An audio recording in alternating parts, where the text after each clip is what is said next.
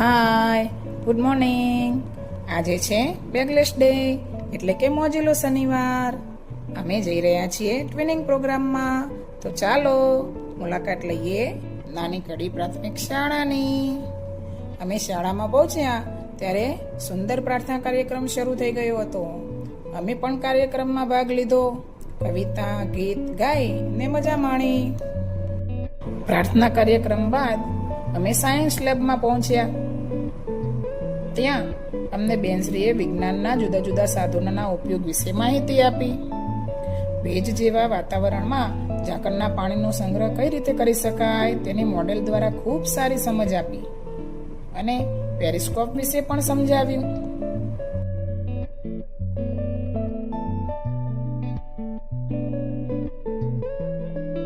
સાયન્સની સફર બાદ અમે ગયા ઇંગ્લિશના સર પાસે.